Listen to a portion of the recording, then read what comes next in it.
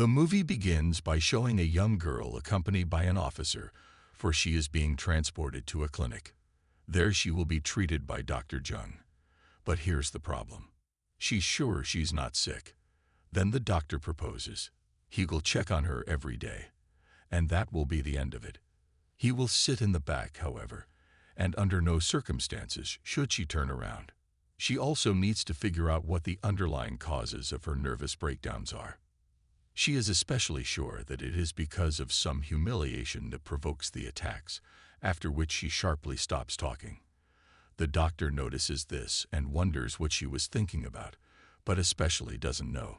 Jung then gives a couple leading questions, learning that it's an image of her father's hand.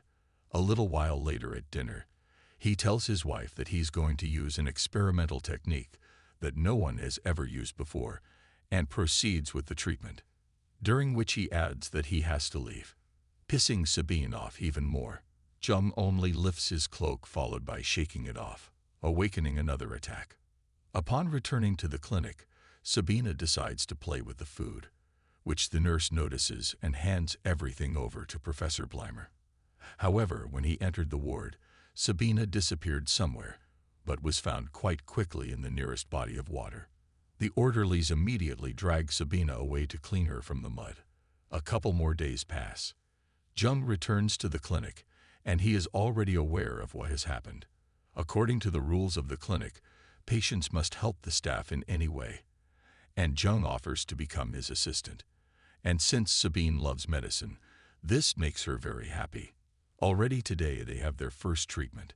Jung asks questions. One way or another they have to continue their treatment, awakening another attack. Behind the story of stuff 2 years later visit Freud, with whom they discuss the results of psychoanalysis, a key theme that includes Sabina, whose thoughts were most surprising. Freud suggests that this is a Russian peculiarity. He also mentions that their research is not particularly well liked by the other medical community, and even 100 years from now their techniques will be rejected. The next day, Jung tells us that the meeting with Freud was great, but you have to be careful. His every word literally suppresses the ideas of his interlocutors.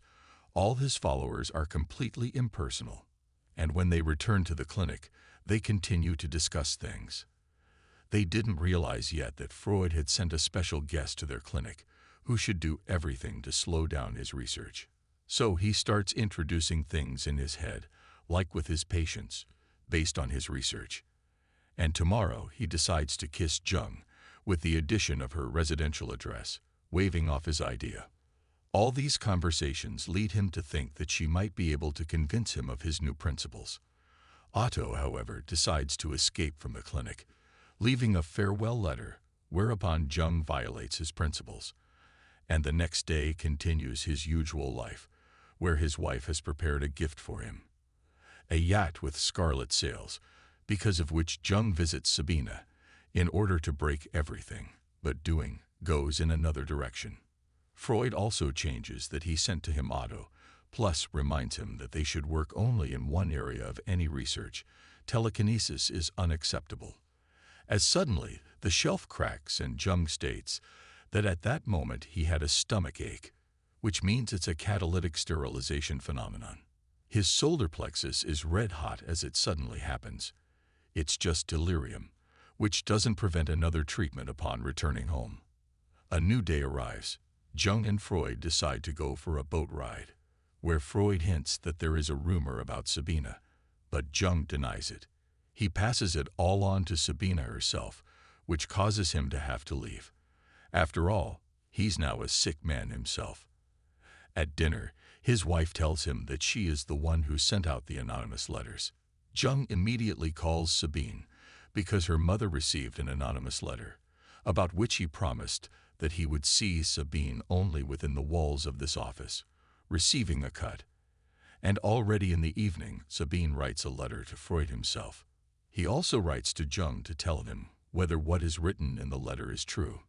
Jung assures him that the kindness he has been conveying to Sabina has grown together, and he would be glad if Freud would take his side. A couple of days later, Freud is already writing to himself, whom he assures that his colleague is not capable of such acts, because of which he does not forget the doctor, upsetting Sabina.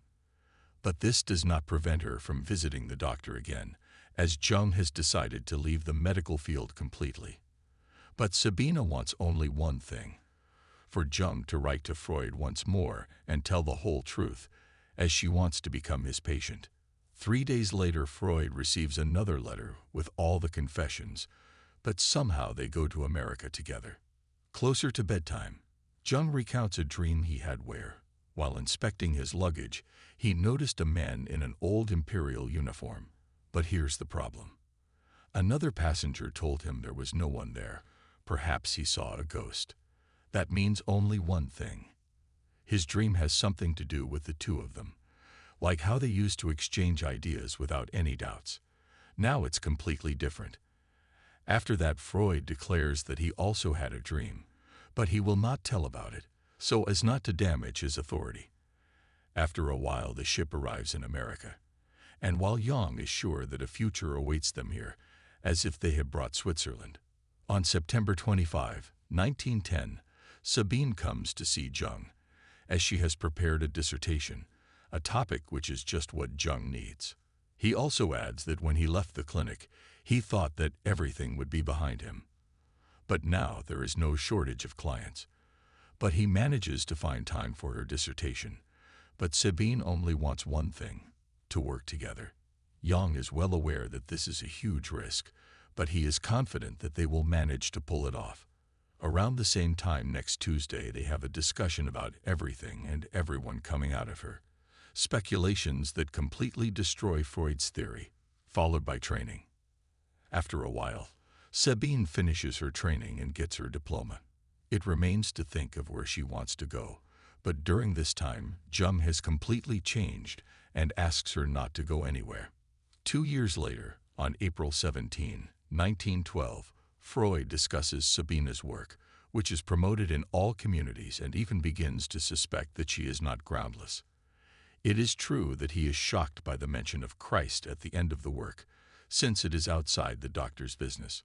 Professor Jung: this is precisely the reason why I could not become his successor. After all, how can one be a medical man when one's head is full of tawdry mysticism? But he died in his eyes after lying to Sabine, and Freud has a case for her to take some of his patients. A few days later, a business meeting begins, where Freud becomes overly ill. That same evening, Jung sends a letter in which he writes everything he thinks about him, as if Freud has decided to think he is God. Freud instantly sends a reply where he denies everything, ending their so-called friendship. On July 16, 1913, Sabina visits Jung's family. By this time, Jung has completely withdrawn into himself and is not accepting new visitors. Jung needs to find a way out when he can find himself. From died of starvation in Berlin in 1919. Freud was expelled by the Germans and died of cancer in 1939. Sabine returned to Russia to teach medicine, but left this world in 1941. This is where the movie ends. You were on the channel on Recap Roman. Don't forget to subscribe and put a like to not miss new videos.